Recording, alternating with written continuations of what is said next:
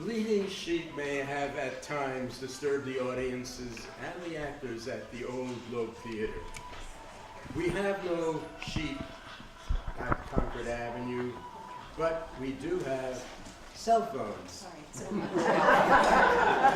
So timing is perfect. So please turn off your cell phones. Good afternoon and welcome to the Francis Adelson Shakespeare Players production here in our spacious new theater at 34 Concord Avenue. In 2001, when she was 91 years old, Francis Adelson, our beloved founder, who shared a birthday with Mr. Shakespeare, began short scenes at readings at HILR called An Hour with William Shakespeare. Now, with resplendent sets and costumes, we are proud to present Much Ado About Nothing, one of Shakespeare's most beloved plays. The plays could well have been named Beatrice and Benedict. It's no wonder, since the interplay between these characters brings us to the front of our seats with the angst and absurdity of what often defines love. What can be more arresting than two lovers who won't quite admit to themselves that they're in love and require a good bit of coaxing? And who better than their friends to stoke the fire? In Much Ado, Shakespeare harkens back to Taming of the Shrew, written some 5 years earlier, where Petruchio tells Kate in no uncertain way, "For I am rough and woo not like a babe." Today we will hear Benedict more slyly offering Beatrice, "Thou and I are too wise to woo peaceably." Since neither can dominate the other, they intimidate one another, unable to express their mutual love that churns within them. And yes, in Much Ado, Shakespeare adds a subplot of two would-be lovers, Claudio and Hero, who must, with help, survive the villain Don John's scheming, undo a mistaken observation, and to top it all off, witness a reincarnation. In our play today, the part of Leonato, Hero's father, will be augmented to include Leonata. And Dogberry, the night constable whose ego is too vast to be contained in one body, becomes two, Dog and Berry. There will be one intermission. Now come join us in this most delightful play.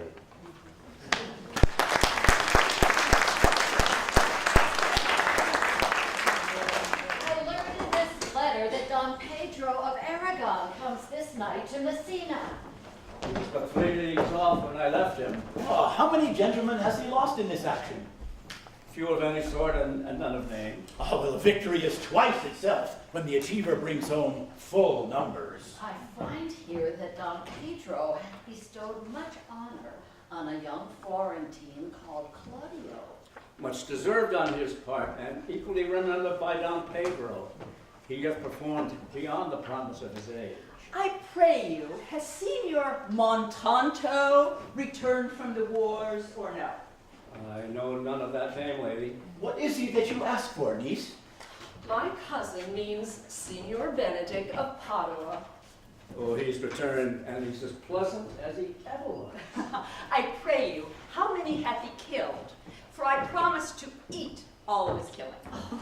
Faith, niece, you tax Signor Benedict too much.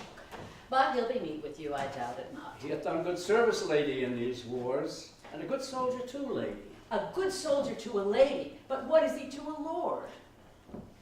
Lord to a lord, a man to a man, stuffed with all honorable virtue. Indeed, he is a stuffed man. You must not, sir, mistake my niece. There is a kind of merry war betwixt Signor Benedict and her. They never meet, but there's a skirmish of wit between them. Alas, he gets nothing by that. During our last conflict, 4 of his 5 wits went halting off. So now is the whole man governed with one. Now, if he has wit enough to keep himself warm, let him bear it for the difference between himself and his horse.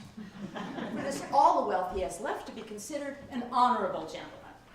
But I pray you, who is his companion now? He has every month a new sworn brother. I see the gentleman is not in your books, lady. If he were, I would burn my study. But I pray you, who is his companion now? Is there no young squarer that will take a voyage with him to the devil? Well, he is most in the company of the noble Lord Claudio. Oh, he will hang upon him like a disease. He's sooner caught than the pestilence. And the user runs presently mad. Oh, God, help the noble Claudio. Don Pedro is approached. Good Signor Leonardo, you have come to meet your trouble. The fashion of the world is to avoid course, and you encounter it. Never came trouble to our house in the likeness of your grace. You embrace your charge too willingly. I think this is your daughter. Her mother hath many times told me so. Were you in doubt, sir, that you asked her? Senor Benedict, no. I wonder that you will still be talking, Signor Benedict. Nobody marks you. Why, my dear Lady Disdain, are you yet living? It's possible Disdain should die while it has such meat food to feed it as Signor Benedict. Courtesy itself would turn into disdain if you came in her presence. Then is courtesy a turncoat. But it is certain I am loved of all ladies. Only you excepted. And I would I could find in my heart that I had not a hard heart. For truly, I love none. A dear happiness to women. Otherwise, they would be troubled by a most pernicious suitor. I thank God and my cold blood. I'm of your humor for that. For I would rather hear my dog bark at a crow than a man who loves me. God keep your ladyship still in that mind. So some gentleman or other shall scape a predestinate scratched face. Scratching could not make it worse, and is such a face as yours is. I would my horse had the speed of your tongue. But keep your voice. In God's name, I have done. You always end with a jade's trick. I know you of old. Signor Claudio and Signor Benedict, my dear friend Leonardo hath invited you all. I tell him we shall stay here at the least a month. Let me bid you welcome, my lord. Being reconciled to the prince, your brother, we owe you all. Thank you. I am not of many words, but thank you. Please, at your grace, lead on. Your hand, Leonardo, we will go together.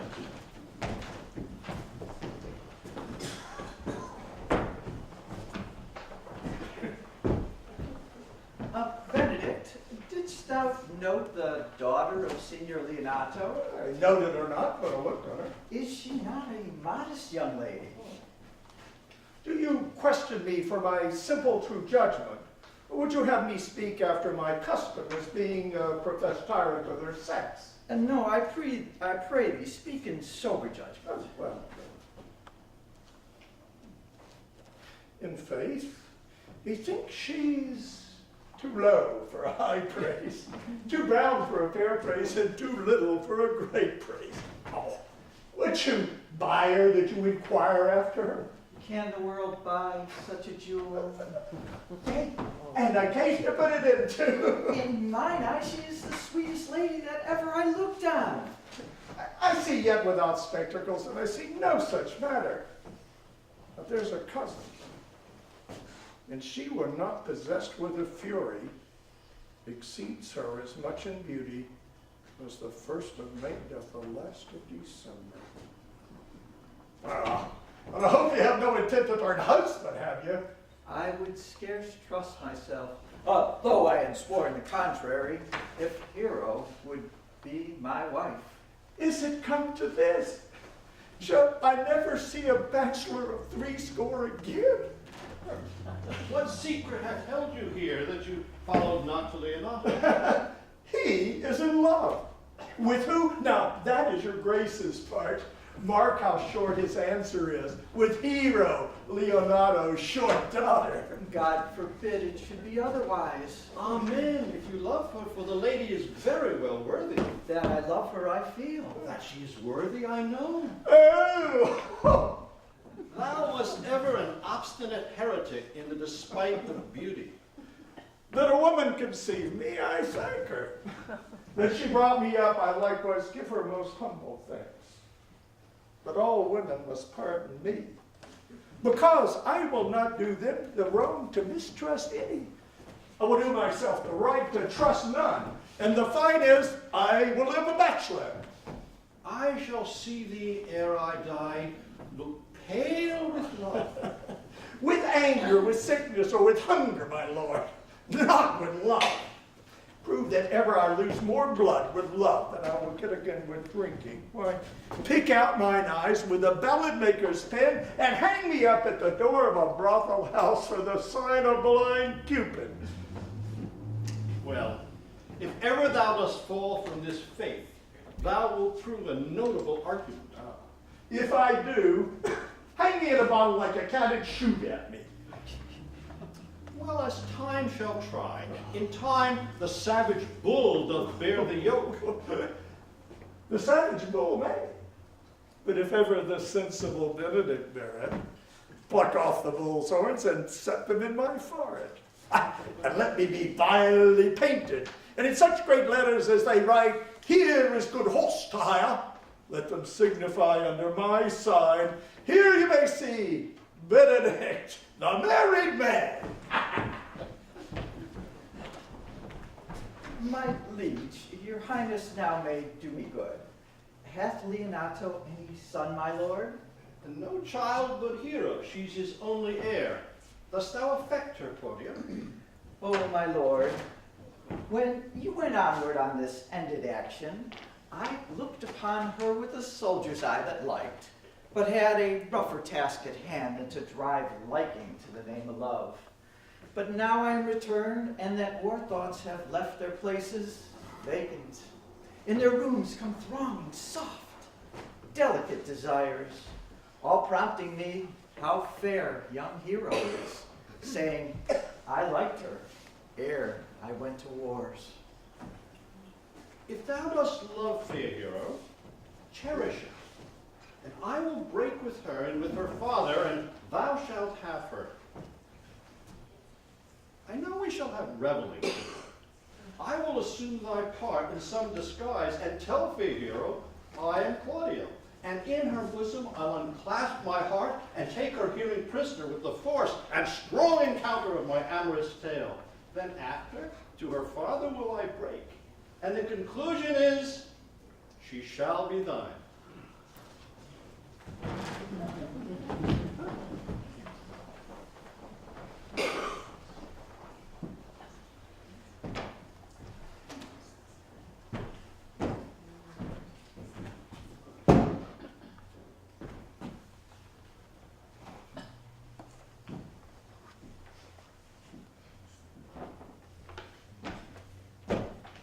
It's a good year, my lord. Why are you thus out of measure sad? I cannot hide what I am. I must be sad when I have cause, and smile at no man in his jests. Laugh when I am merry, and claw no man in his humor. Yea, but you must not make the full show of this till you may do it without controlment. You have of late stood out against your brother, and he hath ta'en you newly into his grace. I had rather be a canker in a hedge than a rose in his grace. In this, though it cannot be said I am a flattering, honest man, it must not be denied, but I am a plain dealing villain. I have been trusted with a muzzle.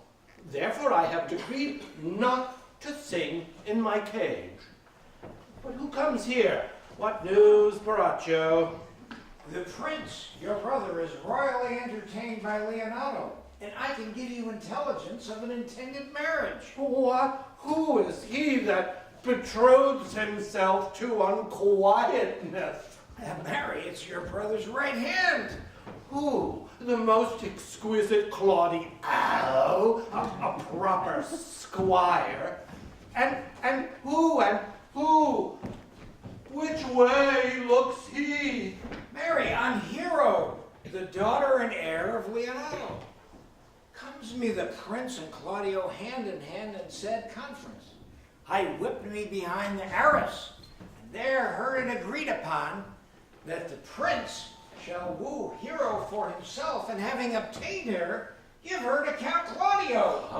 Come, this may prove food to my displeasure.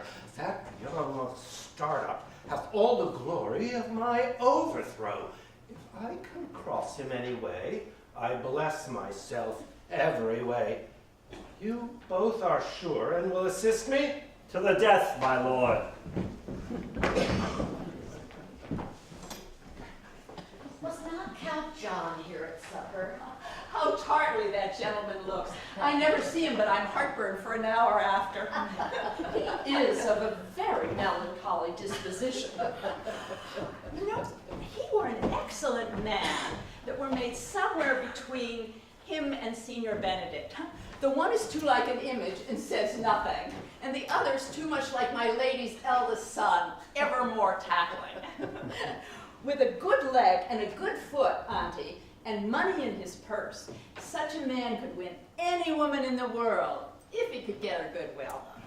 My troth, niece, thou wilt never get thee a husband if thou be so shrewd of thy tongue. In faith, she's too cursed. And, by being too cursed, God will send you no horns. Just that he send me no husband. For the which blessing, I'm on my knees every morning and every evening. Lord, I could not endure a husband with a beard on his face. I would rather lie in the woolen. You may light on a husband that hath no beard. What would I do with him, though? Dress him in my apparel and make him my lady gentlewoman? Well, niece, I hope one day to see you fitted with a husband. Daughter, remember what I told you. If the prince do solicit you in that kind, you know your answer. The fall will be in the music, cousin, if you be not wooed in good time.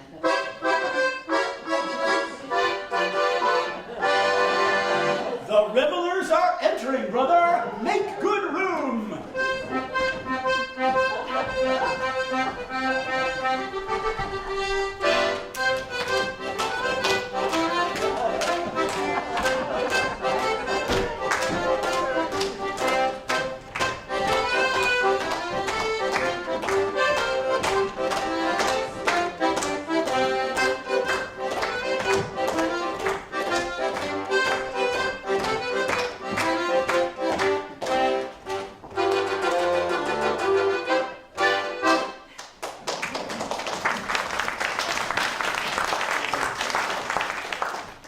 Lady, will you walk about with your friend?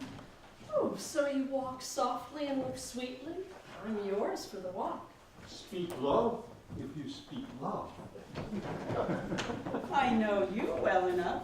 You are Senor Antonio. Not a word. I am not. I know you by the waggle of your head. To tell you truth, I counterfeit him. Oh, you could never do him so ill well, unless you were the very man. Will you not tell me who told you so? That I was disdainful, and that I got my good wit from 100 merry tales? Oh, that was Signor Benedict who told you so. What's he? Oh, I'm sure you know him well enough. Not I, believe me. I pray you. What is it? He is the prince's jester, a very dull fool. Only his gift is telling impossible slanders. None but libertines delight in him, and the commendation is not for his wit, but for his villainy. For he both pleases men and angers them, and then they laugh at him and beat him. When I will know the gentleman, I'll tell him what you say. Do, but he'll but break a comparison or two on me, which peradventure, not noted and not laughed at, strikes him into a terrible melancholy. Oh. And then there's a partridge wing saved, for the fool will eat no supper that night.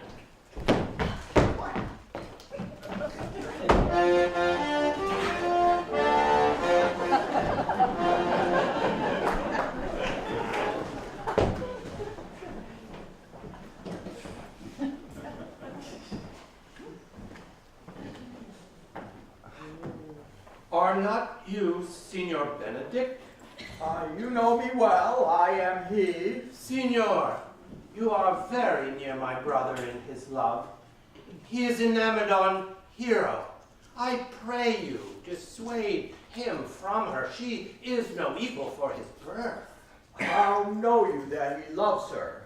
I heard him swear his affection. So did I too. He swore he would marry her this very night. Come, let us to the banquet.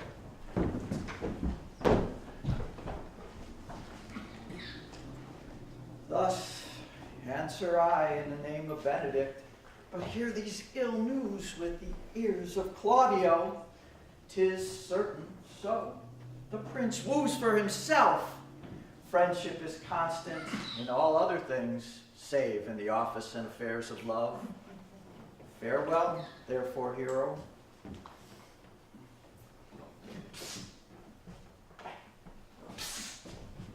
Oh, come, will you go with me? Whither? Why, about your own business, County, for the prince has got your hero. I wish him joy of her. But did you think the prince would have served you thus? I pray you, leave me. Now you strike like the blind man. 'Twas the boy that stole her meat, and you'll be proposed.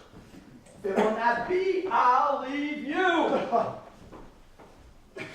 Alas, poor herd fowl. Now will he creep into sedges? But that the Lady Beatrice should know me and not know me. The prince's fool. It is the base, though bitter disposition of Beatrice that puts the world into her person and so gives me out. Well, I'll be revenged as I may. Now, senor, where's the count? Did you see him? I told him your grace had got the goodwill of this young lady, but he, likened to a schoolboy being overjoyed with finding a bird's nest, shows it his companion and he steals. You, as he would have it, have stolen his bird's nest. I will but teach them to sing and restore them to the owner. The Lady Beatrice hath a quarrel to you. The gentleman that danced with her told her she is much wronged by you. She misused me past the endurance of a block. An oak, but with one green leaf on it would have answered her. She told me, not thinking I had been myself, that I was the prince's jester. That I was duller than a great thaw. Huddling just upon just with such impossible conveyance upon me that I stood like a man at a mark with a whole army shooting at me. If her breath were as terrible as her terminations, there were no living near her. She would infect to the North Star. Look, here she comes.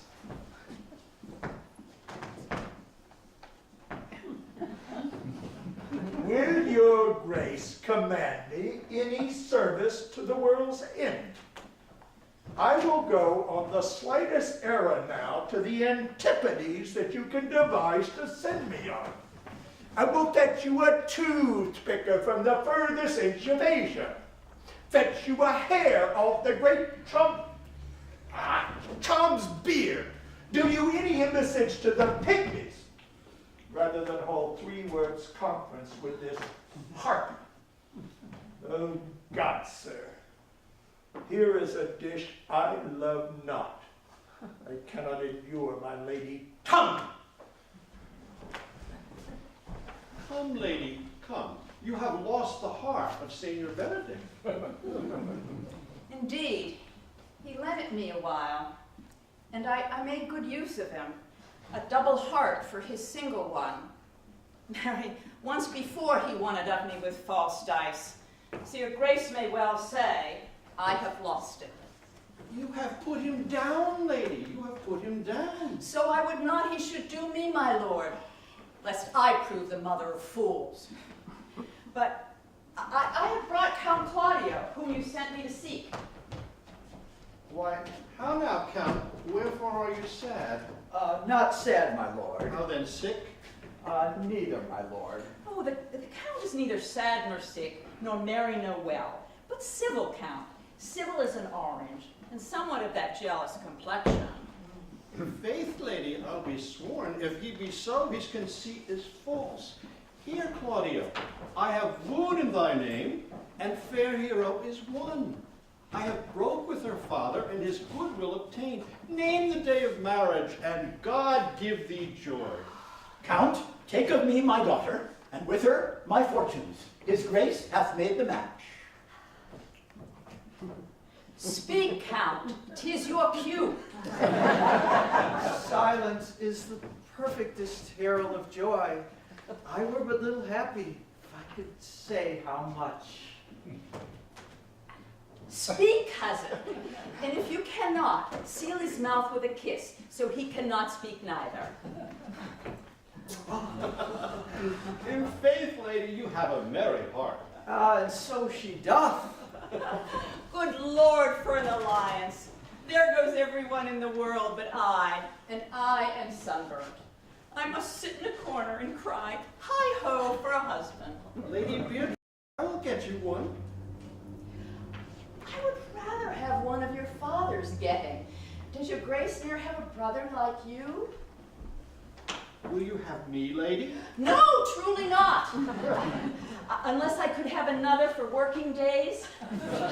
Your grace is too costly to wear every day. Out of question. You were born in a merry hour. Oh, indeed. My mother cried. But then there was a star danced, and under that was I born. Cousins, God give you joy. Niece, will you look to those things I told you of? Oh, I cry you mercy, by your grace's pardon. By my troth, a pleasant-spirited lady. She cannot endure to hear tell of a husband. Oh, by no means. She mocks all her wooers out of suit. She were an excellent wife for Benedict. Oh, Lord, my lord, if they were but a week married, they would talk themselves mad. Candy Claudia, when mean you to go to church? Tomorrow, my lord. Time goes on crutches till love have all his rights. Not till Monday, my dear son, which is hence a just 7 night. I will, in the interim, undertake one of Hercules' labors, which is to bring Senor Benedict and the Lady Beatrice into a mountain of affection, the one with the other. I would fain have it a match, and I doubt not but to fashion it, if you four would administer such assistance as I shall give you direction. Ah, my lord, I am for you, though it may cost me 10 nights' watchings. And I, my lord. And you too, gentle hero? I will do any modest office, my lord, to help my cousin to a good husband. And Benedict is not the unhopefullest husband that I know. I will teach you how to humor your cousin, that she shall fall in love with Benedict.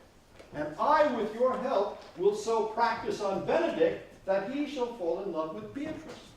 If we can do this, Cupid's glory shall be ours, for we are the only love gods. Go in with me, and I will tell you my drift. It is so. The Count Claudio shall marry the daughter of Leonato. Yea, my lord, but I can cross it. Not honestly, my lord, but so covertly that no dishonesty shall appear in me. Briefly, how? I think I told your lordship a year since how much I am in the favor of Margaret, the Lady Hero's gentlewoman, the waiting gentlewoman of Hero.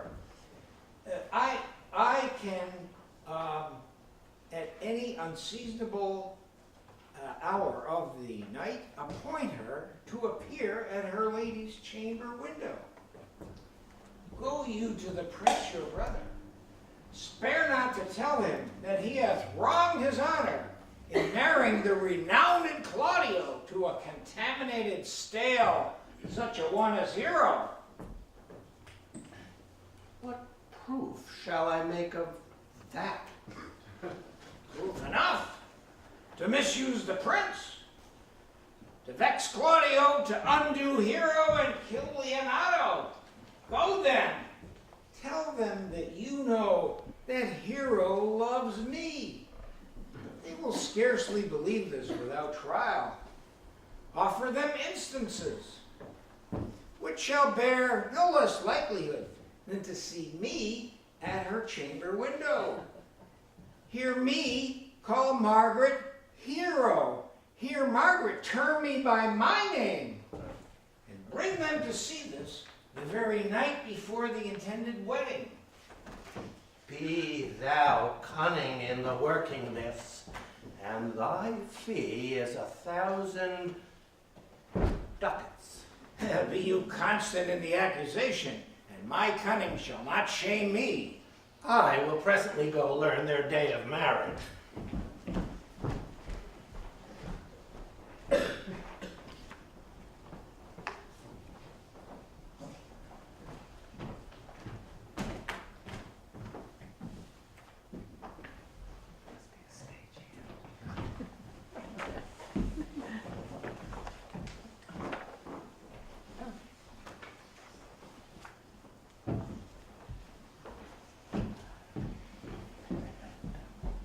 I do much wonder that one man, seeing how much another man is a fool when he dedicates his behaviors to love, will, after he hath laughed at such shallow follies in others, become the argument of his own scorn by falling in love.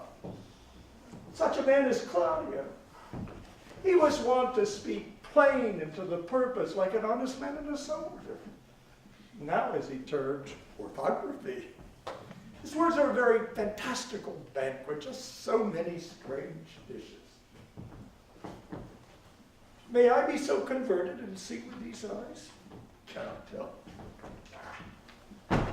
I think not. Now, I will not be sworn, but love may transform me to an oyster. But I take my oath on it. Till he has made an oyster of me, shall never make me such a fool.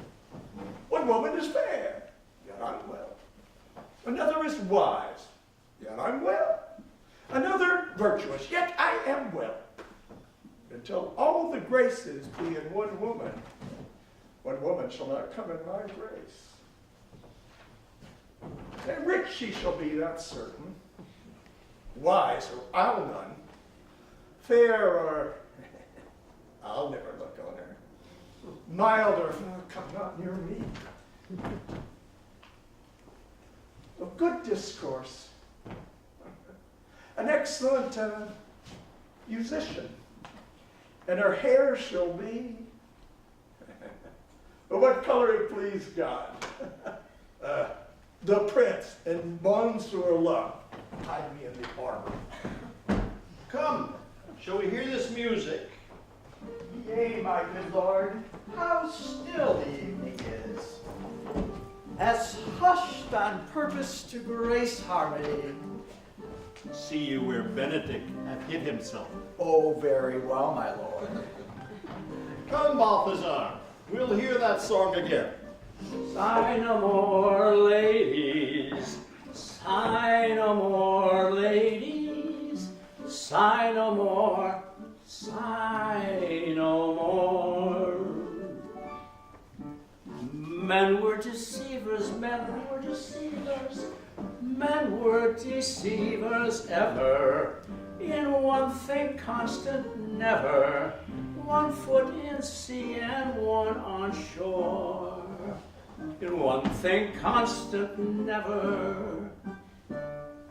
So sigh not so and let them go. Sigh not so and let them go. And be you blithe and bonny. Be you blithe and bonny. Converting all your sounds of woe into hey nonny nonny nonny. Sigh no more, ladies. Sigh no more, ladies. And be you blithe and bonny. Be you blithe and bonny. converting all your sounds of woe into hey nonny nonny nonny.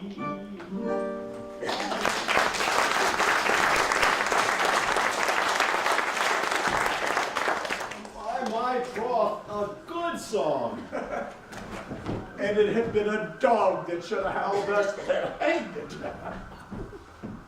Come hither, Leonato. What was it you told me of today, that your niece Beatrice was in love with Signor Benedict? I did never think that woman would have loved any man. No, nor I neither. But most wonderful that she should so dote on Signor Benedict, whom she has in all outward behavior seemed ever to abhor. Maybe she doth but counterfeit. Oh God, counterfeit. There was never counterfeit of passion, came so near the life of passion as she discovers it. Bait the hook well. This fish will bite. How, pray you? You amaze me. I would have thought her spirit had been invincible against all assaults of affection. I would have sworn it, my lord, especially against Benedict. I should think this a gull, but that the blue hair couple speaks it. Neighbor cannot sure hide himself in such reverence. He hath ta'en the infection. Has she made her affection known to Benedict?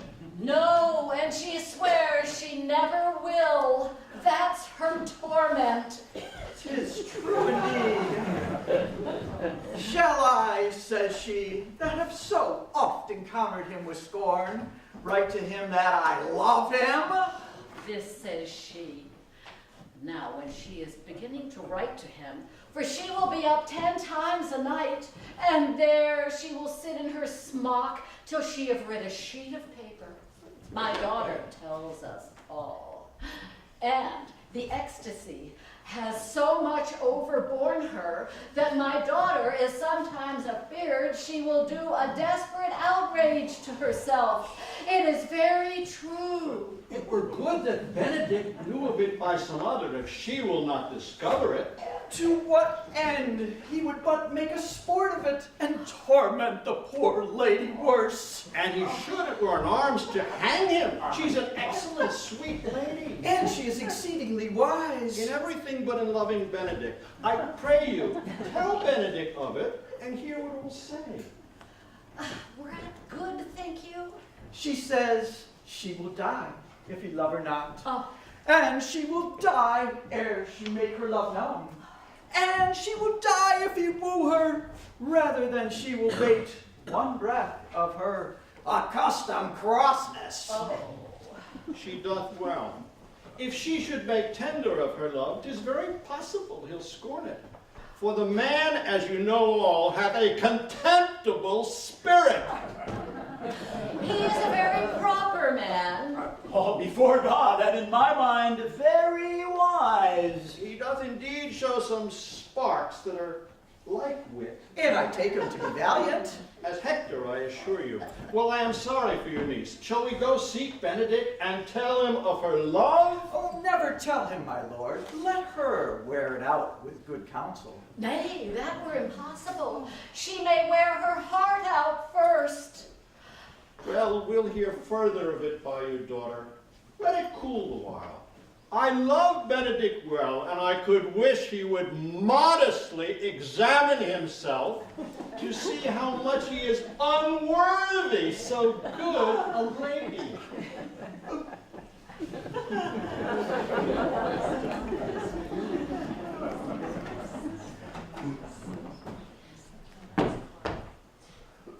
This could be no trick.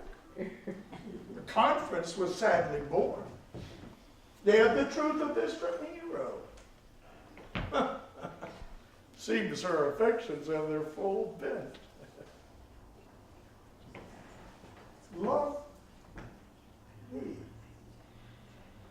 Why, must be requited. I hear how I say. They say I will bear myself proudly if I perceive the love come from her. They say, too, she will rather die than give any sign of affection. I did never think to marry, or must not seem proud, happy are they that hear their detractions and can put them to mending. Say the lady is fair, 'tis a truth, I compare them witness. Empress was just so, I cannot reprove it. Wise, but for loving me, by my troth, that is no addition to her wit, nor no great argument of her folly. For I will be horribly in love with her. Now, I may chance have some odd quirks and remnants of wit broken on me, because I rail so long against marriage. But does not the appetite alter? Man loves the meat in his youth he cannot endure in his age. So quips and sentences and these paper bullets of the brain all a man from the career of his humor? No! The world must be peopled. When I said that I would die a bachelor, I did not think I should live till I were married. And here comes Beatrice, and by this day she's a fair lady. Against my will, I'm sent to bid you come in to dinner. Fair Beatrice, I thank you for your pains. I took no more pains for those thanks than you take pains to thank me. If it had been painful, I would not have come. Farewell.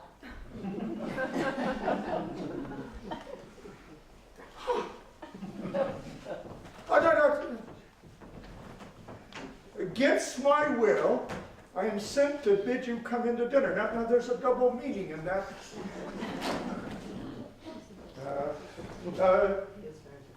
I took no more pains for those thanks than you took pains to thank me. That's as much as to say, any pains I take for you is as easy as thanks. If I do not take pity of her, I'm a villain. I'll go get her picture.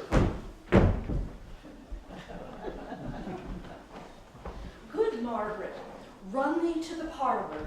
There shalt thou find my cousin Beatrice. Whisper her ear and tell her I and Ursula walk in the orchard, and our whole discourse is all of her. Say that thou overheardst us. I'll make her come, I warrant you, presently. Now, Ursula, when Beatrice doth come, our talk must only be of Benedick. My talk to thee must be how Benedick is sick in love with Beatrice. Of this matter is little Cupid's crafty arrow made. Now begin, for look, where Beatrice, like a lapwing, runs close by the ground to hear our conference. No, truly, Ursula, she is too disdainful. I know. Her spirits are as coy and wild as haggards of the rock. But are you sure that Benedick loves Beatrice so entirely? So says the prince, and my new troth lord. And did they bid you tell her of it, madam? They did entreat me to acquaint her of it, but I persuaded them, if they loved Benedick, to wish him wrestle with affection, and never to let Beatrice know of it. For nature never framed a woman's heart of prouder stuff than that of Beatrice. Disdain and scorn ride sparkling in her eyes. Sure, I think so. And therefore, it were not good she knew his love, lest he make sport at it. Why, you speak truth. I never yet saw a man, how wise, how noble, young, how rarely featured, but she would spell him backward. So turns she every man the wrong side out. But who dare her tell her so? Sure. Such carping is not commendable. Who would dare tell her so? If I should speak, she would mock me into air. Oh, she would laugh me out of myself, press me to death with wit. Therefore, Let Benedict, like covered fire, consume away in sighs, waste inwardly. It were a better death than die with mocks. Yet, tell her of it. Hear what she will say. No, rather, I will go to Benedict and counsel him to fight against his affection. He is the only man of Italy. Always accepted my dear Claudio. When are you married, madam? Why, every day. Tomorrow. Come, go inside. I'll show thee some attires and have thy counsel. She's blind, I warrant you. We have caught her, madam. Some Cupid kills with arrows, some with traps. What fires in mine ears? Can this be true? Stand I condemned for pride and scorn so much? Well, contempt farewell, and maybe pride adieu. No glory lies behind the back of such. Oh, and Benedict, love on. I will requite thee, taming my wild heart to thy loving hand. And if thou dost love, my kindness shall incite thee to tie our love up in a holy band. For others say thou dost deserve, and I believe it better than reportingly.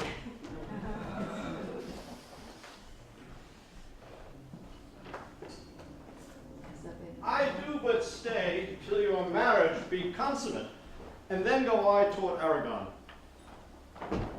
I'll bring you thither, my lord, if you'll vouchsafe me. Nay, that would be as great a soil in the new gloss of your marriage as to show a child his new coat, and then forbid him to wear it. I will only be bold with Benedict for his company, for from the crown of his head to the sole of his foot, he is all mirth.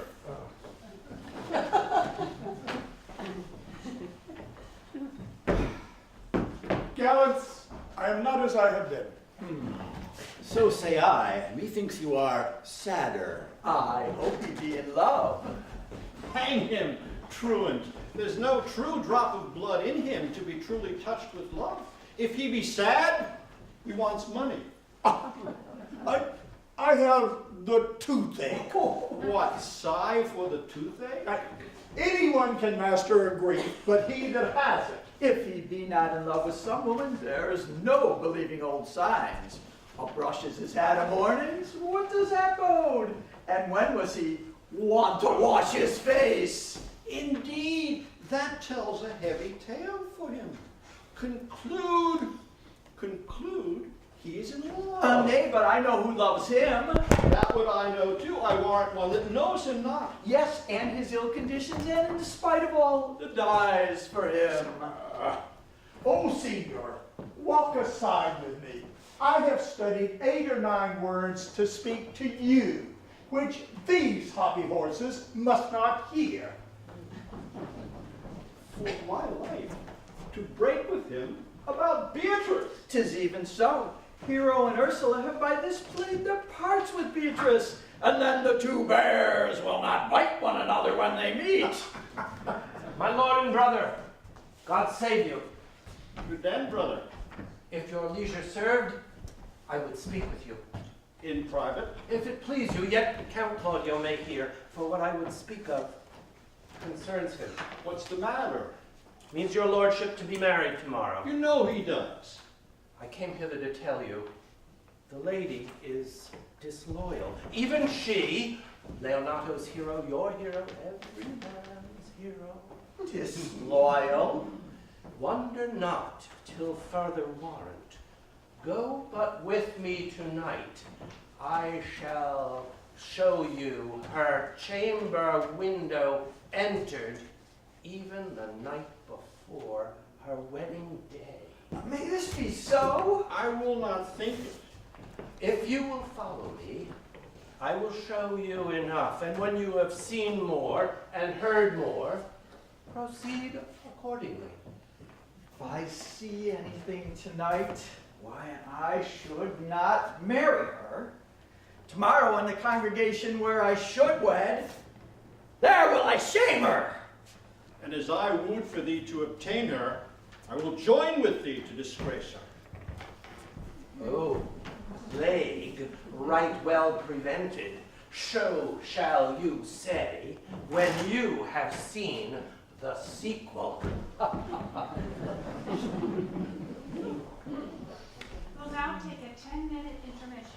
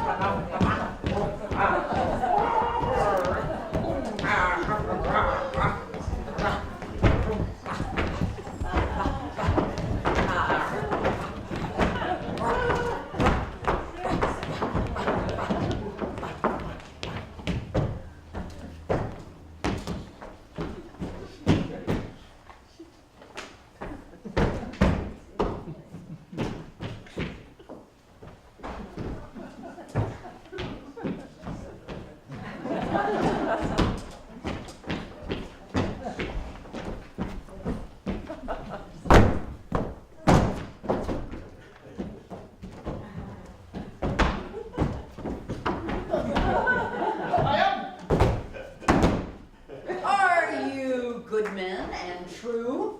Yea, or else it were pity, but they should suffer salvation, body and soul. Oh, nay, that were a punishment too good for them, being chosen for the prince's watch. Well, give them their charge, neighbor Dogberry.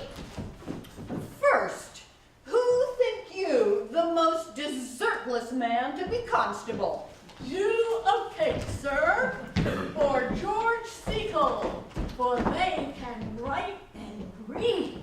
Come hither, neighbor Seacole. To be a well-favored man is the gift of fortune. Oh, but to write and read comes by nature. Both which, Master Constable? You have, I knew it would be your answer. Well, you were thought here to be the most senseless and fit man for the constable of the watch. Therefore, bear you the lantern. This is your charge. You shall comprehend all vagrom men. You shall bid any man stand in the prince's name. However, will not stand. Why then, take no note of him, but let him alone. And presently call the rest of the watch together. And thank God you are rid of the knave. He will not stand when he is bidden. He is none of the prince's subjects. True. And they are to meddle with none but the prince's subjects. You shall also make no noise in the streets, for the watch to babble and to talk is most tolerable. And not to be endured. We would rather sleep than talk. We know what belongs to a watch. Why, you speak like an ancient and most quiet watchman. For I cannot see how sleeping should offend. Only have a care that your bills be not stolen. Oh, you shall call at all the alehouses and bid those that are drunk, get them to bed. How if they will not? Oh, why then? Why then let them alone till they are sober? If they make you not then the better answer. Oh, you may say they are not the men you took them for. Well, sir. If you meet a thief, You may suspect him by virtue of your office to be no true man. and for such kind of men, the less you meddle or make with them, why, the more is for your honesty. If we know him to be a thief, Shall we not lay hands on him? Truly, by your office you may. Oh, but I think they that touch pitch will be defiled. The most peaceable way for you, if you do take a thief, is to let him show himself what he is and steal out of your company. If you hear a child cry in the night, you must call to the nurse and bid her still it. How if the nurse be asleep, will she hear us? Oh, one bit. Depart in peace and let the child wake her with crying. Tis very true. Well, partners, good night. And there be any matter of weight chances, call up me. Well, masters, we hear our charge. Now let's go sit upon the church bench till 2, and then all to bed. One word more, honest neighbors. Be vigilant. Adieu. Come, neighbor.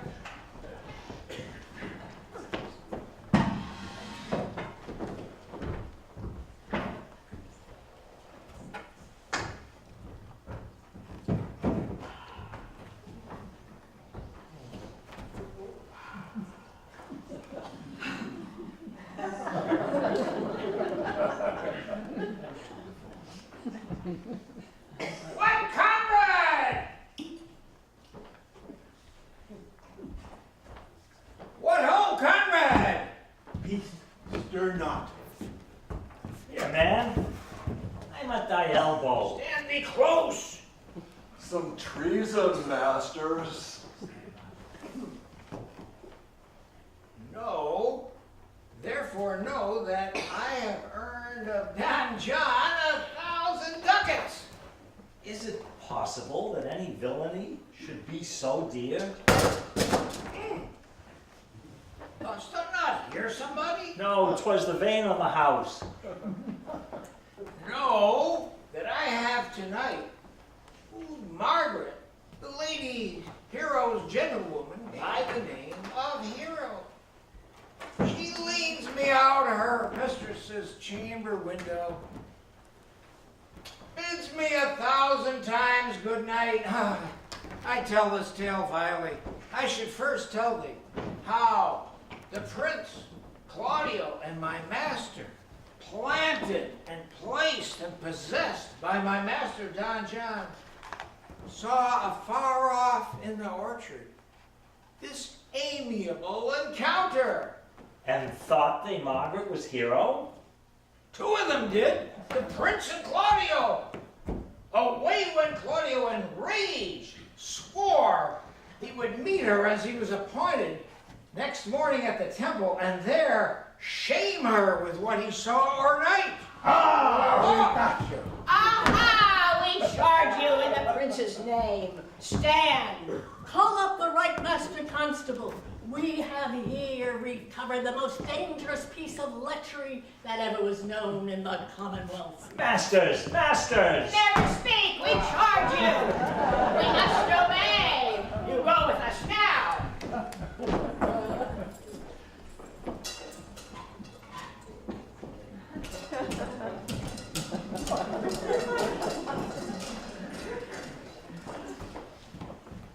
Good Ursula, wake my cousin Beatrice and desire her to rise. I will, lady, and bid her come hither. Your gowns are most rare fashion. In faith, I saw the Duchess of Milan's gown that they praise so. Oh, that exceeds, they say. No, by my troth, 'tis but a nightgown in respect of yours. Yours is worth 10 on it. God give me joy to wear it, for my heart is exceeding heavy. 'Twill be heavier soon by the weight of a man. Fie upon thee! Art not ashamed? Of what, lady? of speaking honorably. Is there any harm in the heavier for a husband? None, I think, be it the right husband and the right wife. As my Lady Beatrice else, here she comes. Good morrow, comes. Oh, good morrow, sweet hero. Why, how now? Do you speak in the sick tune? Oh, I am out of all other tune, methinks. But 'tis almost 5 o'clock. 'Tis time you were ready. Oh, by my troth, I am exceedingly ill. Oh. These gloves the Count sent me bear an excellent perfume. I can't smell, I'm stuffed. A maid and stuffed. There's goodly catching your By my troth, I am sick. Get you some of this distilled Cardius Benedictus and lay it to your heart. Benedictus? Why Benedictus? You have some moral in this Benedictus? Moral? Why, my troth, I have no moral meaning. You may perchance think that I think you are in love. Nay, by Our Lady, I am not such a fool as to think what I cannot think, if I would think my heart out of thinking. Yet, Benedict was just such another. And now has he become a man. He swore he'd never marry. And now, in despite of his heart, he eats his meat without grudging. And how you may be converted, I know not. But methinks you look with your eyes as other women do.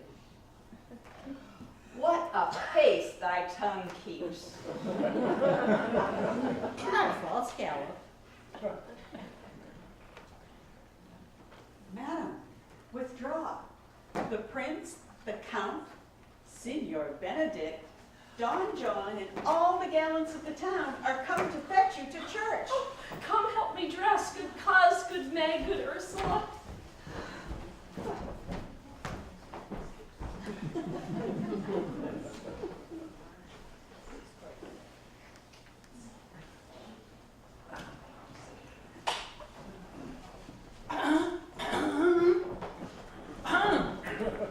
What would you with me, honest neighbor? Oh, marry, sir, I would have some confidence with you that discerns you nearly. Oh, brief, I pray you, for you see it is a busy time with me. Oh, marry, this it is, sir. Yes, in truth it is, sir. Well, what is it, my good friend? Goodman Verges, sir, speaks a little off the matter. An old man, sir. Whose wits, sir, not so blunt as, God help, I would desire they were. But in faith honest as the skin between his brows. Yes, I thank God I am as honest as any man living. That is an old man and no honester than I. Oh, comparisons are odorous. Palabras, neighbor Verges.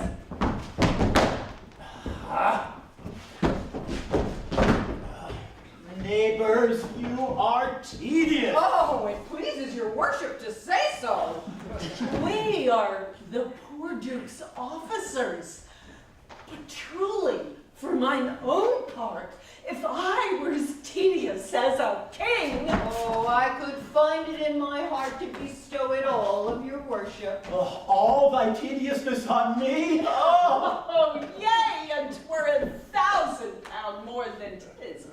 For I hear as good exclamation on your worship as of any man in the city. And though I be but a poor man, I am glad to hear it. And so am I.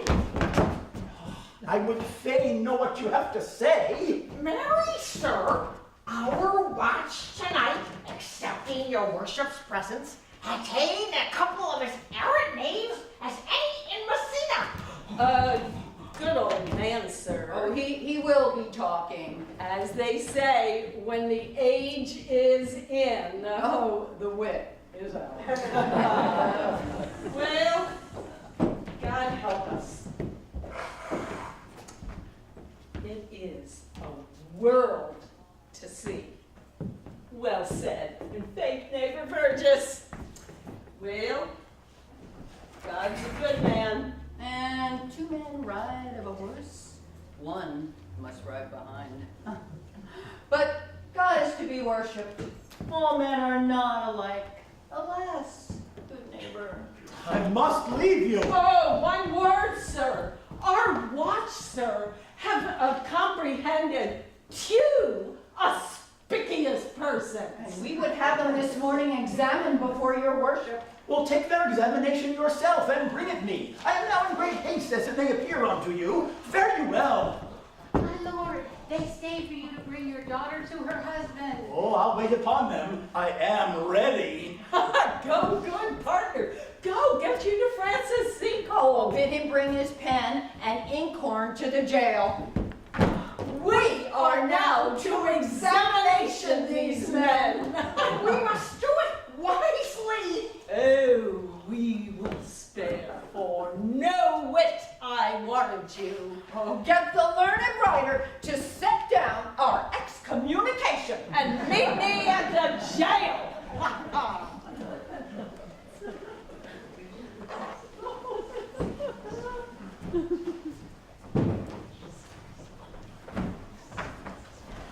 Come, Friar Francis, be brief, only to the plain form of marriage.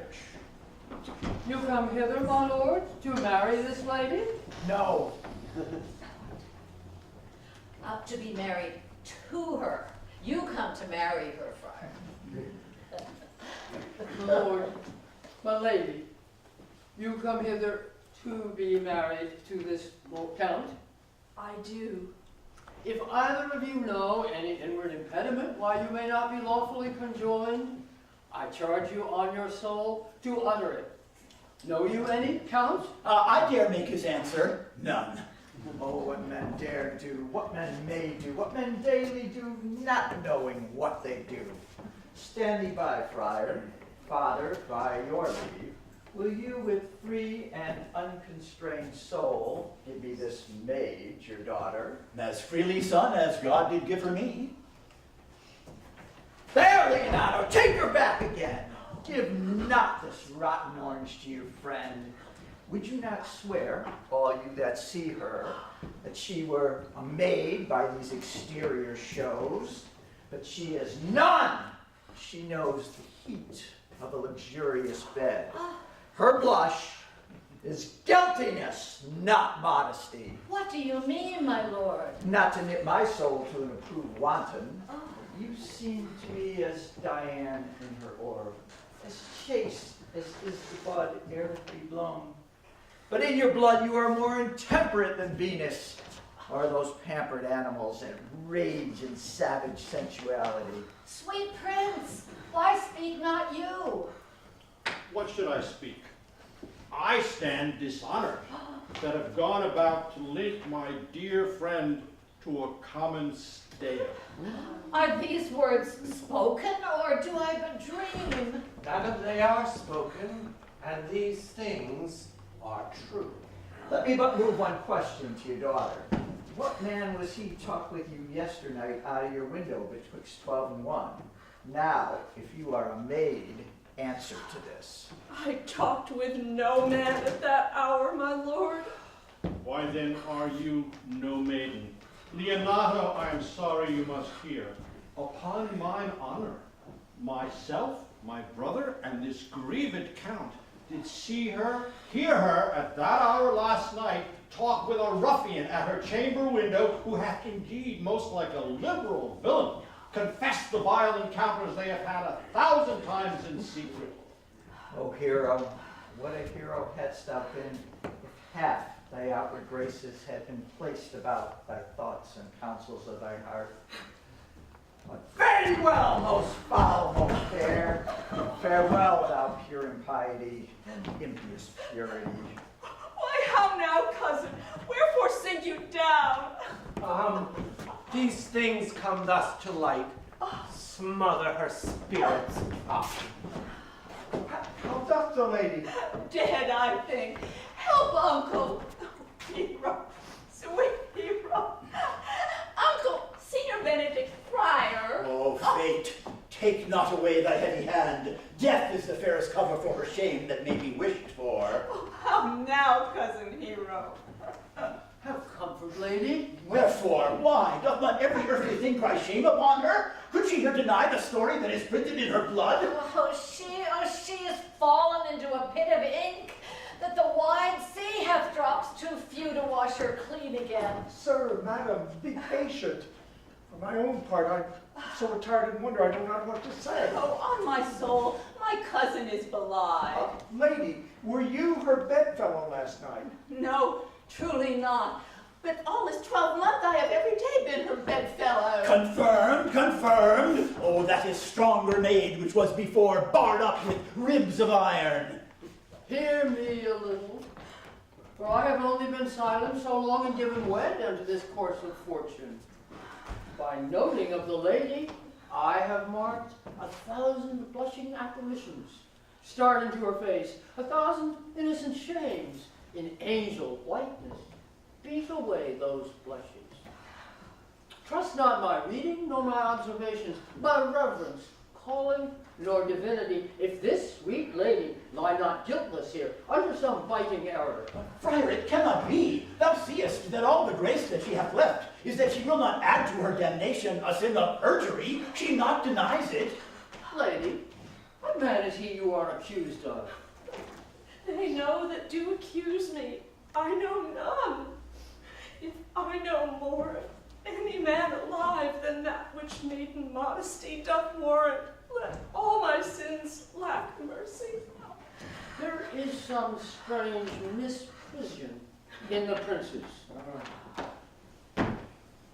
Two of them have the very bit of honor.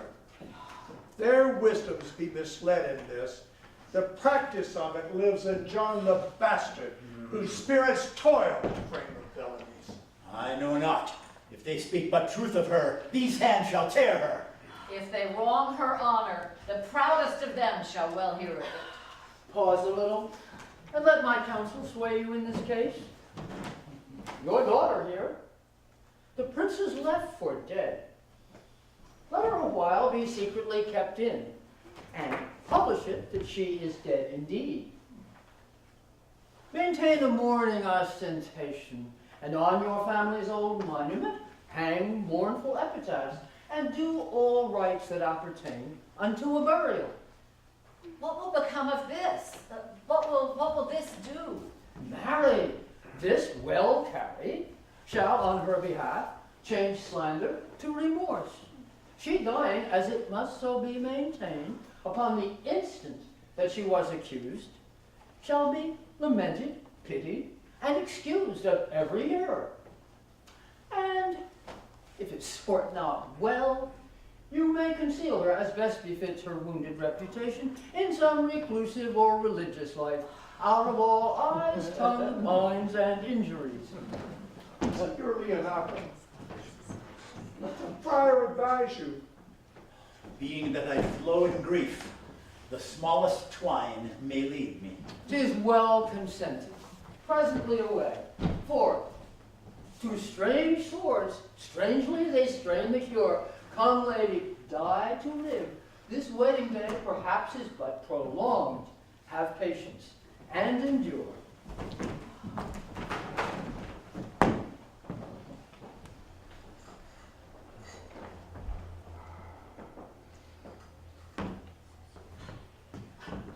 Lady Beatrice, have you wept all this while? Yea, and I will weep a while longer. I will not desire that. Surely I do believe your fair cousin is wrong. How much might the man deserve of me who could right her? I do love nothing in the world so well as you. Is not that strange? As strange as the thing I know not. For it was possible for me to say, I love nothing in the world so well as you. But believe me not. Forgive me for that, but I'm not telling the truth. I am telling the truth. But I feel sorry for my cousins. By my sword, Beatrice, thou lovest me. Won't you eat your word? Oh, with no sauce that can be devised to it. I protest, I love thee. You've stayed me in a happy hour, for I was about to protest that I love you. Do it of all thy heart. I love you with so much of my heart, there's nothing left to protest. God, bid me do anything for thee. Kill Claudio.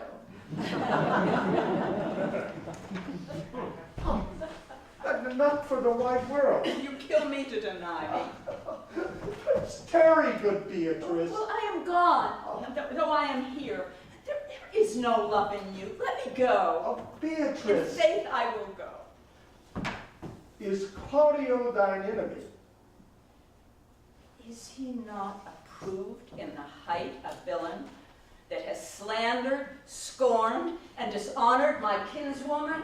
Oh, that I were a man, to take her in hand until they were to join hands, and then, with public accusation, uncovered slander, unmitigated rancor, oh, that I were a man, I would eat his heart in the marketplace. Hear me, Beatrice. My poor cousin. She is belied, she is slandered, she is undone. Princes and countess. What a princely testimony, a goodly count. Count Comfect, a sweet gallant. Oh, if I were a man for his sake. But I cannot be a man with wishing. Therefore I will die a woman with grieving. Tarry, good Beatrice. By this hand, I love thee. Think you in your soul the Count Claudio hath wronged Hero? As sure as I have a thought or a soul. Enough. Enough. I am engaged. I will challenge him. By this hand, Claudio shall render me a dear account. As you hear of me, so think of me. Go, comfort your cousin. I must say she is dead.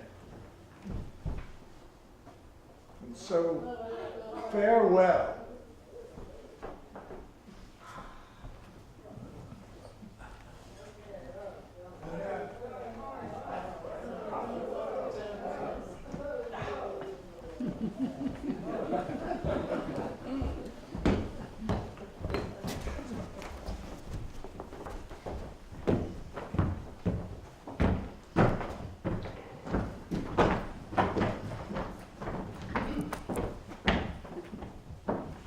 Is our whole assembly appeared? Oh, a stool and a cushion for the sexton. Which be the malefactors? Oh, Mary, that am I and my partner. But which are the offenders that are to be examined? Let them come before Master Constable. Yea, Mary, Let them come before me. what is your name, friend? Baraccio. Pray, write down Baraccio. Yours, Sirrah. I am a gentleman, sir. My name is Conrad. Oh, write down. Master Gentleman, Conrad. Masters, do you serve God? Yes, sir, we hope. Write down that they hope they serve God. Oh, and write God first. For God defend, but God should go before such villains. Masters, it is proved already that you are little better than false knaves. How answer you for yourselves? Marry, sir, I say we are none. A marvelous witty fellow, I assure you, but I will go about with him. Come you hither, Sirrah, a word in your ear. Sir, I say to you, it is thought you are false knaves. Sir, I say to you, we are none. Oh, well, stand aside. For God, they are both in a tale. Have you writ down that they are none. Master Constable, you go not the way to examine, you must call forth the watch that are their accusers. Yea, marry, that's the eftest way. Let the watch come forth. Masters, I charge you, in the prince's name, accuse these men. This man said, sir, that Don John, the prince's brother, was a villain. Oh, write down, Prince John, a villain. That is flat perjury to call Prince's brother a villain. What heard you him say else? Married that he had received 1,000 ducats of Don John for accusing the lady hero wrongfully. Flat burglary as ever was committed. And that Count Claudio did mean, in his words, to disgrace Hero before the whole assembly and not marry her. Oh, villain, thou wilt be condemned into everlasting redemption for this. And this, masters, is more than you can deny. Prince John is this morning secretly stolen away. Hero was in this manner accused, in this very manner refused, and upon the grief of this suddenly died. Master Constable, let these men be bound and brought to Leonato. Oh, come, let them be opinioned. Off, coxcomb. God's my life, where's the sexton? Let him write down the prince's officer, coxcomb. Come, bind them. Thou naughty varlet. Away, you are an ass. You are an ass. Dost thou not suspect my place? Oh, dost thou not suspect my years? Oh, that he were here to write me down an ass. And masters, remember that I am an ass. Bring them away. Oh, I had been writ down An ass. If you go on thus, you will kill yourself. I pray thee, cease thy counsel, which falls into mine ears as profitless as water in a sieve.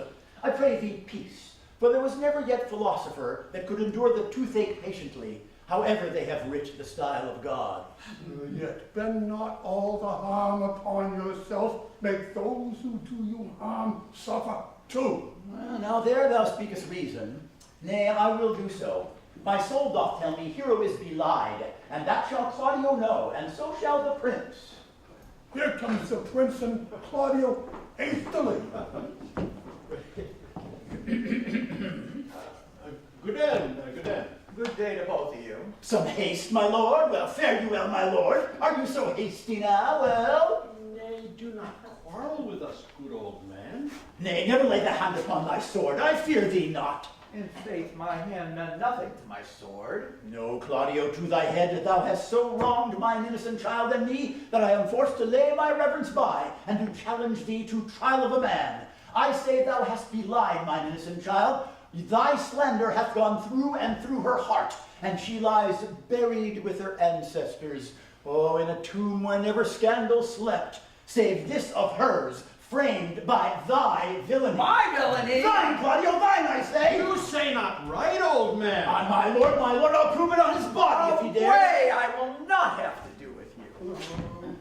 Come, 'tis no matter. Come with me, and we will live to another day. Gentlemen, both, we will not sway your patience. My heart is sorry for your daughter's death. But on my honor, she was charged with nothing but what was true and very full of proof. My lord, my lord! I will not hear you. No? Come, brother, away. I will be heard.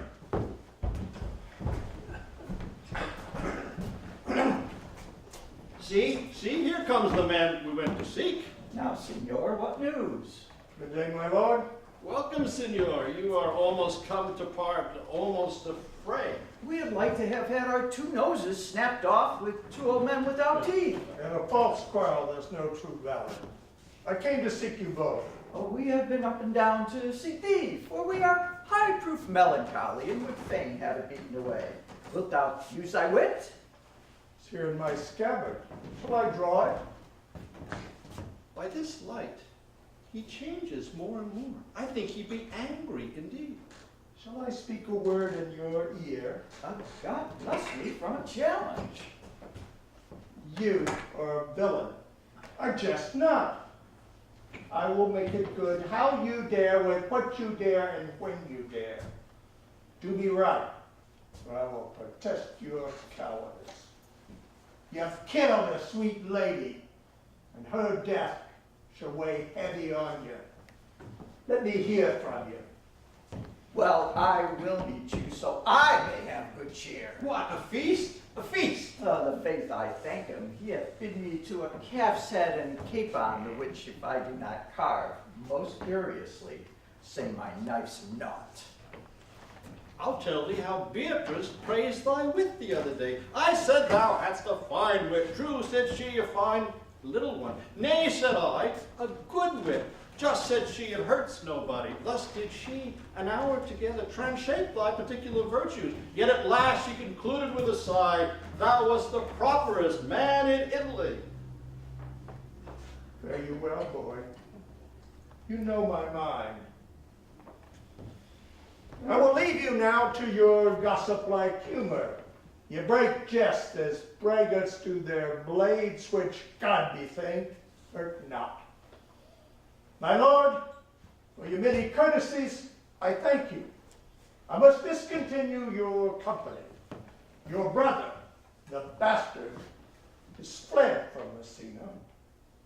My lord Lackbeard there, he and I shall meet. Until then, peace be with him. He is in earnest. In most profound earnest, and I'll warrant you for the love of Beatrice. And hath challenged thee. Most sincerely. Did he not say my brother was fled? Come you, sir. If justice cannot tame you, she shall ne'er weigh more reasons in her balance. How now? 2 of my brother's men found, Borachio officers. What offense have these men done? Oh, nary, sir. They have committed false report. Moreover, they have spoken untruths. Secondarily, they are slanders. And 6th and lastly, they have belied a lady. And to conclude, they are lying knaves. Who have you offended, masters, that you are thus bound to your answer? This learned constable is too cunning to be understood. What's your offense? Sweet prince, let me go no further to mine answer. Do you hear me? And let this count kill me. I have deceived even your very eyes. What your wisdoms could not discover, these shallow fools have brought to light. My villainy they have upon record, which I would rather seal with my death than repeat over to my shame. The lady is dead upon mine and my master's false accusation. But did my brother set thee on to this? Yea, and paid me richly for the practice of it. Sweet hero, now thy image doth appear in the rare semblance that I loved at first. Come, bring away the villains. By this time, our sexton hath reformed Signor Leonato of the matter. And masters, do not forget to specify, when time and place shall serve, that I am an ass. Here comes Master Signor Leonato and the sexton too. Which is the villain? Let me see his eyes. Are you the slave that with thy breath has killed mine innocent child? Yea, even I alone. Not so, villain, thou beliest thyself. Here stand a pair of honorable men. A third has fled that had a hand in it. I thank you, princes, for my daughter's death. Record it with your high and worthy deeds. 'Twas bravely done, if you bethink you of it. I know not how to pray your patience, yet I must speak. Choose your revenge yourself. Impose me to what penance your invention can lay upon my sin. Yet sinned I not, but in mistaking. By my soul, nor I. And yet to satisfy this good old man, I would bend under any heavy weight that he'll enjoin me to. I cannot bid you bid my daughter live, that were impossible. But I pray you both, possess the people in Messina here, how innocent she died. Hang her an epitaph upon her tomb and sing it to her bones. Sing it tonight. Tomorrow morning, come you to my house. And since you could not be my son-in-law, be yet my nephew. My brother hath a daughter, almost the copy of my child that's dead. And she alone is heir to both of us. Give her the right you should have given her cousin. And so dies my revenge. Oh, noble sir, your overkindness doth bring tears for me. I do embrace your offer. Tomorrow I will expect your coming. Tonight I take my leave.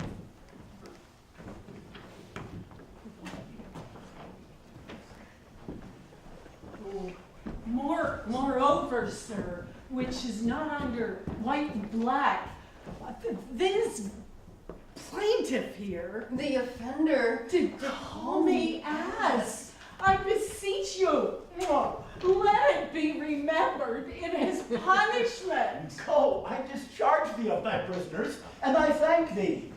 Until tomorrow morning, my lords, farewell. Oh, I leave an knave with your worship, which I beseech your worship to correct yourself for the example of others. God keep your worship. Come, neighbor. Will not fail. Tonight I mourn with Hero. I pray thee, sweet Mistress Margaret, to serve well in my hands by helping me to the speech of Beatrice. Well, I will call Beatrice to you, who I think hath legs. And therefore will come.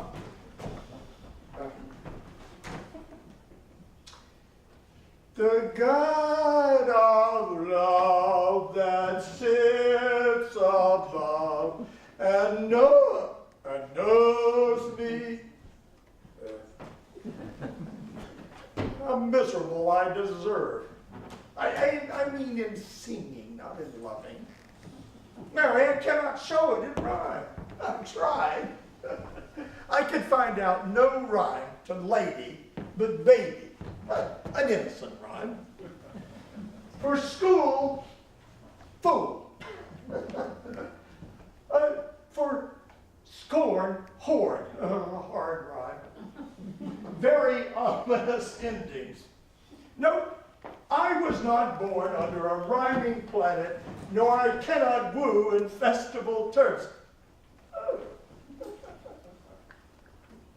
Oh.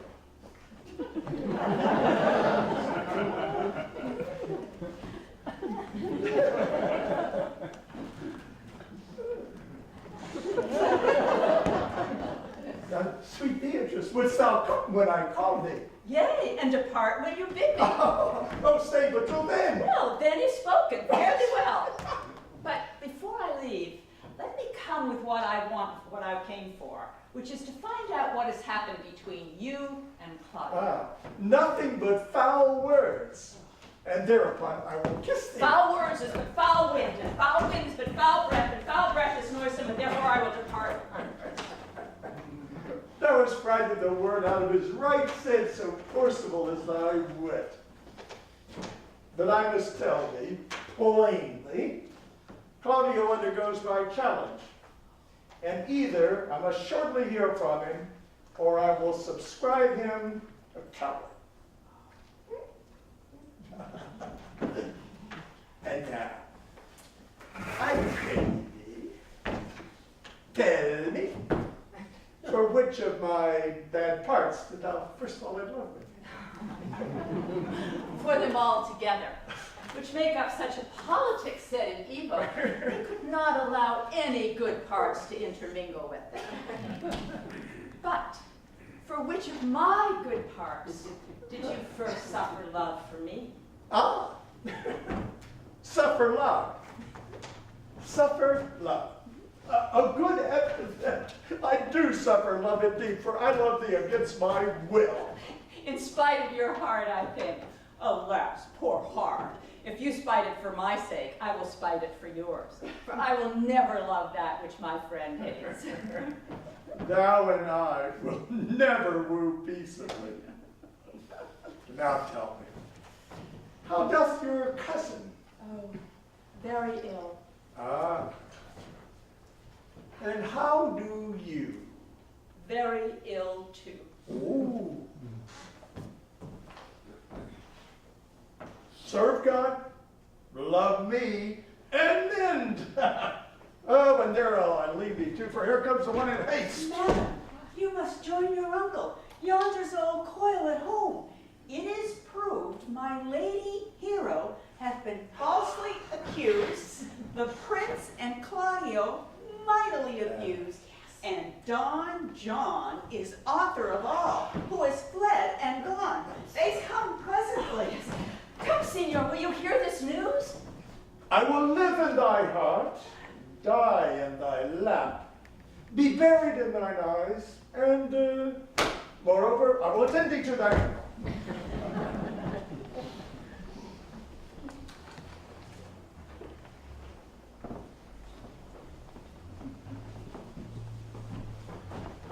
Did I not tell you she was innocent? So were the prince and Claudio, who accused her upon the error that you were debating. Well, I am glad that all things sort so well. And so am I, being else in faith and forced to call young Claudio to a reckoning for it. Well, daughter and gentlewomen all, withdraw into a chamber by yourselves, and when I send for you, come hither masked. You know your office, brother. You must be father to your brother's daughter, and give her to young Claudio. Which I will do with confirmed countenance. Friar, I must entreat your pains, I think. To do what, Signor? To bind me or undo me, one of them. And Signor Leonato, truth it is, good Signor, that your niece regards me with an eye of favor. That I, my daughter, lent her. 'Tis most true. But I do, with an eye of love, requite her. Well, the sight whereof I think you had from me, from Claudio and the prince. But what's your will? Your answer, sir, is enigmatical. But for my will is that your goodwill may stand with ours this day, to be conjoined in the state of honorable marriage, for which, good friar, shall desire your help. My heart is with your liking. And my help. Here come the prince and Claudio. Good morrow to this fair assembly. Good morrow, Prince. Good morrow, Claudio. We here attend you. Are you yet determined today to marry with my brother's daughter? I'll hold my mind were she in Ethiopia. Call her forth, brother. Here's the friar writ. Good morrow, Benedict. Why, what's the matter that you have such a February face, so full of frost and storm and cloudiness? I think he thinks upon the savage bull. Bull Joe, sir, had an amiable low, and some such strange bull leaped your father's cow. And got a calf in that same noble feat, much like to you, for you have just his belief. For this I owe you. Here comes other reckonings, which is the lady I must seize upon. The same is she, and I do give you her. Why, then she is mine. Sweet, let me see your face. No, that you shall not. Not till you take her hand before this friar and swear to marry her. Give me your hand. Before this holy friar, I am your husband, if you like me. And when I lived, I was your other wife. And when you loved, you were my other husband. Another hero! Nothing certainer. One hero died defiled, but I do live. And surely as I live, I am a maid. The former hero that is dead. She died, my lord, but whilst her slander lived. All this amazement? Can I qualify when the holy rites are ended, and I shall tell you more of the fair hero's death? Soft and fair, friar. Which is Beatrice? I answer to that name. What is your will?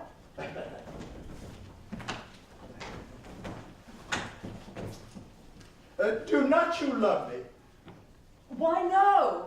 No more than reason. Why then, your uncle and Prince and Claudio have been to see this where you did. Do not you love me? Why,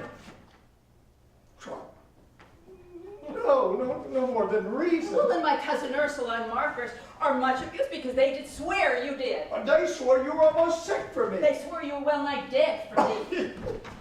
There's no such matter. Why then, said, you do not love me? No, but in friendly recompense. Come, cousin, I am sure you love the gentleman. And I'll be sworn upon that he loves her, for here's a paper writ on his hand, a halting sonnet of his own pure brain fashion to Beatrice. And here's another writ in my cousin's hand, stolen from her pocket, containing her affection unto Benedict.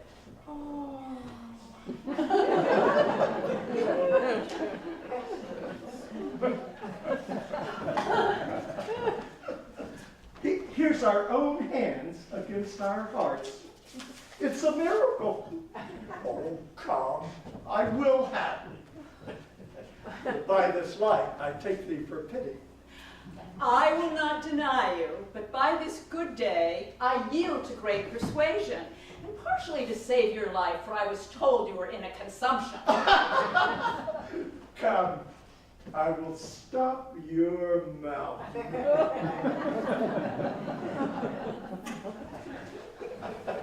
How dost thou, Benedict, the man? I tell thee what, Prince. A college of witcrackers cannot flout me out of my humor. Dost thou think I care for a satire and epigram? Oh! If a man will be beaten with brains, I shall wear nothing handsome about him. In brief, since I do purpose to marry, I will think nothing to any purpose that the world can say against it. And therefore never flout at me for what I've said against it.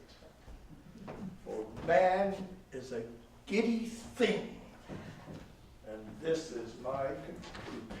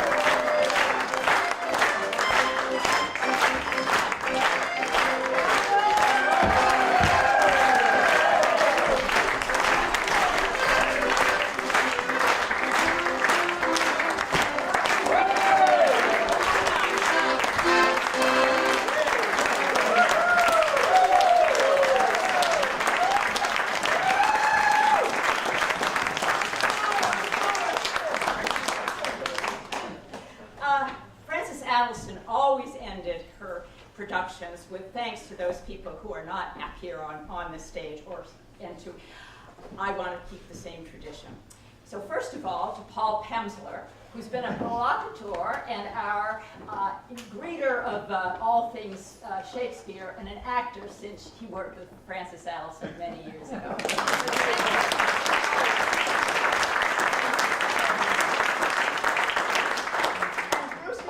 Bruce, are you back? Bruce never comes forward, he just waves.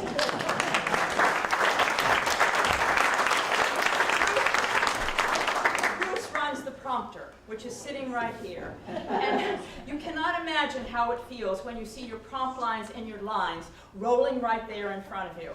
I'm nominating him for sainthood. And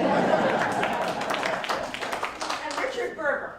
I wanted this wonderful person. When Bill and I knew we wanted to play a part in this, we said, we need another director. So we went out and we reached out to Richard Berger, which was such a smart thing to do, and he said yes. So he brings his terrific acting talent, his ability to develop characters, and just to be a wonderful helper and director with us, and we loved having you. So thank you.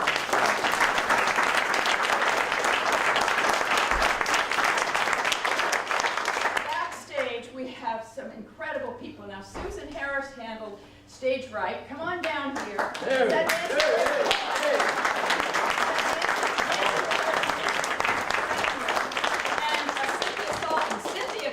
Behind that curtain. Yes.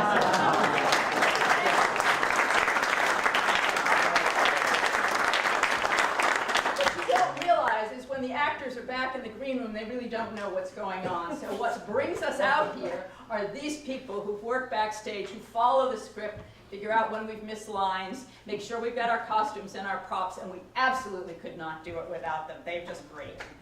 Is Ann Warner? I can't. Ann, come up here.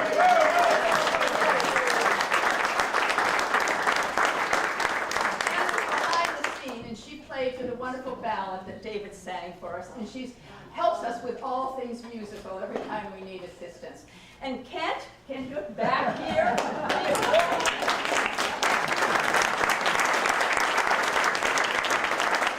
Makes our hearts sing and our feet dance. He's just absolutely wonderful. And we've had two great photographers. I'm not sure, Bob Lurie and Ron Goodman, you're here, wherever you are. But yes, you're right here. Thank you for all the work that you've all done. I would be here all night, which I'm sure you don't want to be, but to thank Sebastian and Stephen for all the work they did to help us put this production on. They were phenomenal. Who's here? Who's here? Sebastian. Sebastian, Yeah, are you still working. No, they're still working. They don't come up here. And to Tess O'Toole, our new director.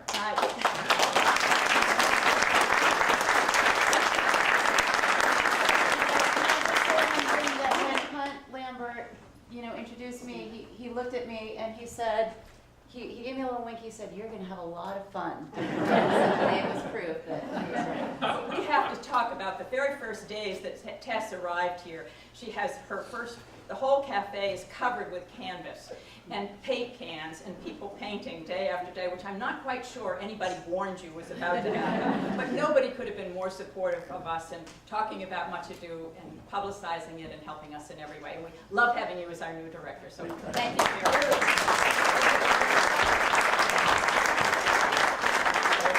And now I want to introduce someone to you that you probably do not know, because this person has not even been here a year, but you know her work. You've seen the poster that has me and my lovely bride-to-be. You've seen other online work that she's done. You see her work in the display of paintings downstairs, but you don't know Barbara Landy. Oh, bravo.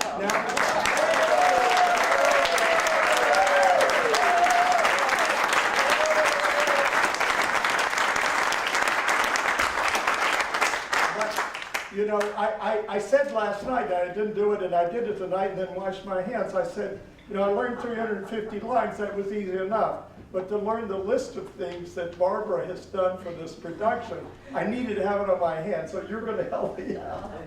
She did the fantastic masks you saw earlier. She did the playbill. She has videotaped our rehearsal, so as Bobby Bird said, we see ourselves as others see us. It's pleasant. She's videotaping here. This will be in the next few days up on YouTube. And she's making a documentary of the production of Much Ado at HILR, which you will be forced to see, of course. And have I left out anything other than that? Oh, yes! Yes, yes, I thought I should get that.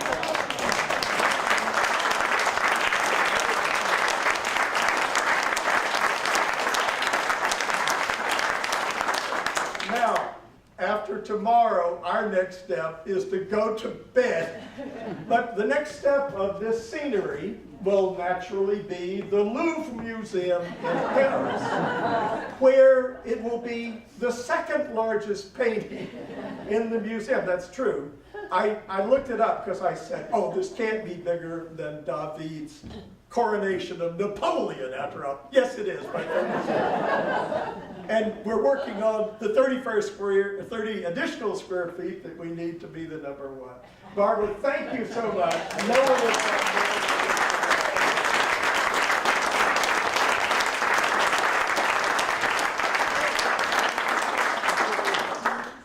That's a deuce. Thank you for being such a wonderful audience. Stay here. Stay here. We're having a fun.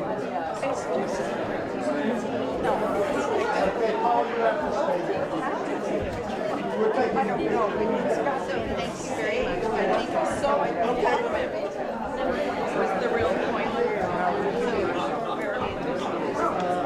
How you going to do it? How you going to direct it?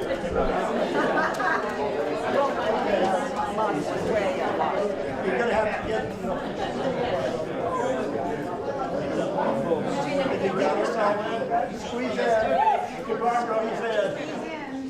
Squeeze in. Take a lot of. No, can't do it. Fromage. It's all right.